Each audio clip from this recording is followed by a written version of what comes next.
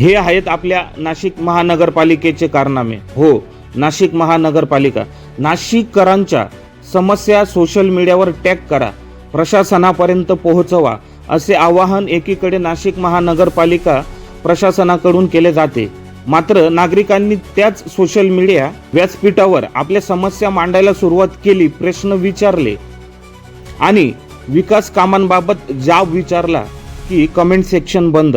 म्हणजे नागरिकांनी महापालिकेच्या कामाचे कौतुक केले तर स्वागत, पण प्रश्न विचारले तर कमेंटच बंद. असा गंभीर सवाल आता नाशिककरांकडून उपस्थित होत आहेत.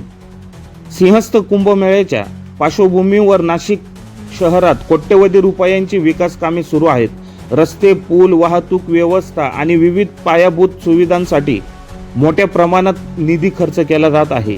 मात्र प्रत्यक्ष शहरात अनेक ठिकाणी खोदलेले रस्ते, अर्धवट कामे, चिखल, खड्डे आणि वाहतूक कोंडी यामुळे नागरिक त्रस्त आहेत.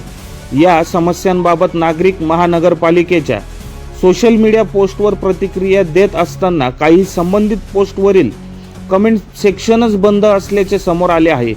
त्यामुळे नागरिकांच्या मनात एकच प्रश्न विचारण्याचा अधिकारही आता महानगरपालिका हिरावून घेणार आहे का? आणखी गंभीर बाब म्हणजे नागरिकांच्या समस्या प्रशासनापर्यंत पोहोचविणाऱ्या माध्यमांनाही सोशल मीडियावर टॅग किंवा मेन्शन करता येत नसल्याचा अनुभव येत आहे. MHDU न्यूज सारख्या स्थानिक न्यूज चॅनललाही महानगरपालिकेच्या अधिकृत सोशल मीडिया अकाउंटवर टॅग करता येत नसेल तर हा केवळ एका माध्यमाचा प्रश्न राहत नाही, हा नागरिकांच्या प्रश्नांना प्रशासनापर्यंत पोहोचविणाऱ्या संपूर्ण संवाद व्यवस्थेचा प्रश्न ठरतो.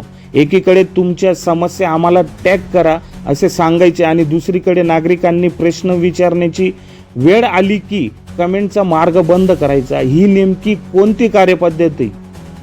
महानगरपालिका नागरिकांना माहिती देण्यासाठी सोशल मीडिया वापरते की नागरिकांचे प्रश्न ऐकण्यासाठी?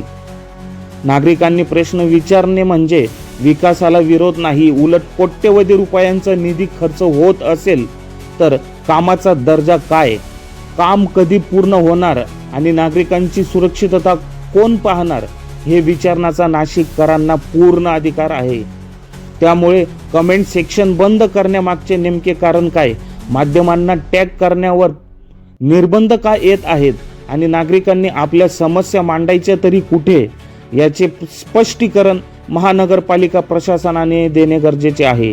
कारण विकासाच्या नावाखाली शहरात कामे सुरू असताना नागरिकांचा आवाज मात्र बंद करता येणार नाही. महानगरपालिकेने विकास कामांचा प्रचार सुरू करावा, पण त्या विकास कामांवर प्रश्न विचारणाऱ्या नाशिककरांचा आवाजही ऐकावा. नाशिककरांचा हक्क, माध्यमांचा हक्क आणि लोकशाहीतील संवादाचा हक्क हे कोणत्याही सोशल मीडिया सेटिंगने बंद करता येत नाही.